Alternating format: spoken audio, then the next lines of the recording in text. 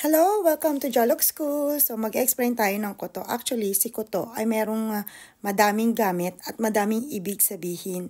So, ang ituturo ko ngayon sa inyo ay yung basic na lang para hindi tayo pare-parehong maguluhan at mahirapan. Okay? So, ang una nating gagawin, syempre, i-define muna natin kung sino-sino si koto. Ito yung mga basic lang muna ang ibibigay ko sa inyo. Actually, wala naman talaga akong libro kahit isa dito sa bahay ko tungkol sa Nihongo eh. Minsan, nakakapanood ako ng TikTok ng mga Nihongo, ganyan. Ako ang experience ko is pakikipag-usap. Kasi hindi naman kasi ang lahat ng nasa libro ay tamang gamitin sa conversation.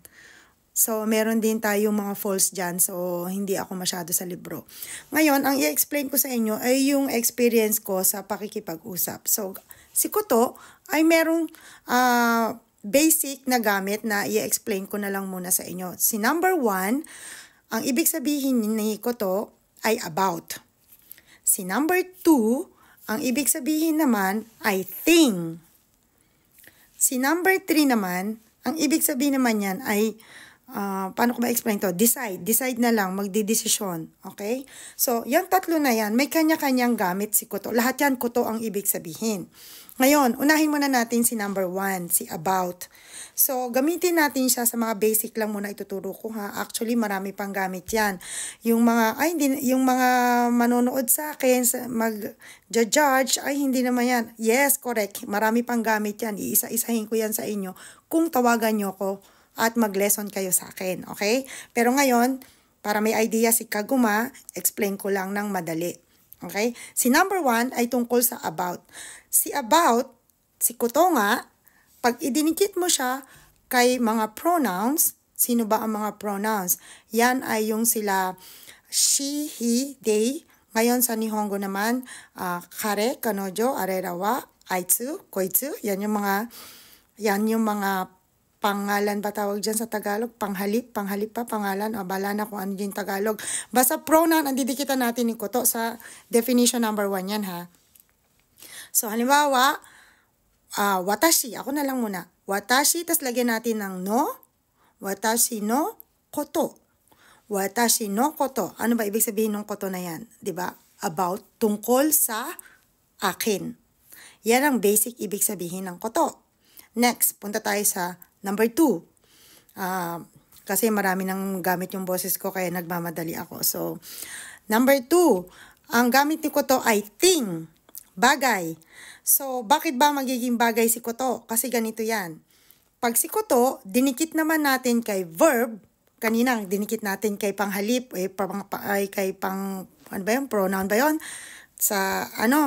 Dinikit natin siya, 'di ba? Ngayon naman kay verb naman natin siya ididikit. Pag si thing, si koto, dinikit natin kay verb. Ano ba ang mga verb? Yan yung mga kain, tulog, inom, yung mga action yan. Action sa Nihongo is verb niya. Halimbawa, taberu. Para basic lang, para madali, para sa mga beginners na rin makaintindi, okay? So, si taberu, didikitan natin ng thing, ng bagay, koto, taberu, koto. So, ano ngayon na magiging ibig sabihin yan? Naging bagay siya. Bakit siya naging bagay? Kasi si eat, pag nilagyan mo ng koto, eating ang magiging itsura niya. So, bakit may ing sense? Di ba verb yun? Okay, correct.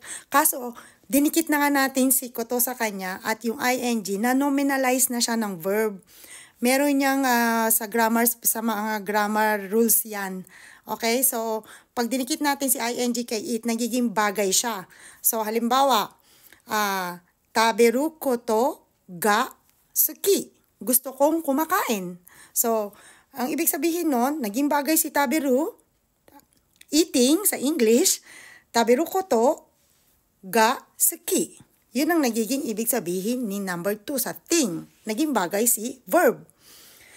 Sa number 3 naman, kaya decision ang ginilagay ko diyang definition para madali na lang ang buhay natin para pareho. Pag si koto naman, dinikitan natin ng salitang nisuru, koto nisuru, nagdi-decide ka na. Yun na yung decision. Yun yung pangatlong ibig sabihin. So, sino ba si suru? Si suru ay will do. irregular verb siya. Sa mga nag-aaral, alam niyo yung irregular verb. Ngayon, pag dinikit natin dyan si suru, koto ni suru, I will decide. Ang ibig sabihin niyan. Pag ginawa naman nating koto ni sta, I'm decided. Past tense na siya kasi koto ni sta na. Pag ginawa naman nating koto ni steiru, ibig sabihin niyan, deciding. Okay? So, ganun yung ibig sabihin ng koto na yan. Ngayon, marami pang gamit yan kung mag-aaral kayo sa akin. Basic pa lang yan. Mga pasaring-saring ko lang yan. So, hindi. Gusto ko lang talaga ma-share talaga yung hirap na hirap sa Nihongo. Katulad ni Kaguma. Matagal ng komento sa akin. Ngayon ko lang nasagot. Kasi nga, medyo meron akong 30 minutes na nakaupo at nag-iinom sana ako ng kape. Pinapainit ko pa. So, yan lang muna for this time. At saka enroll kayo sa akin.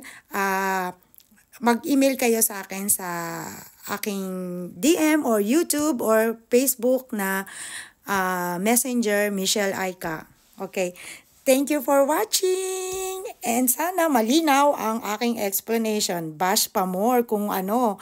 Bash nyo ako sa telepono. Wag dito. Charot. Thank you and bye-bye.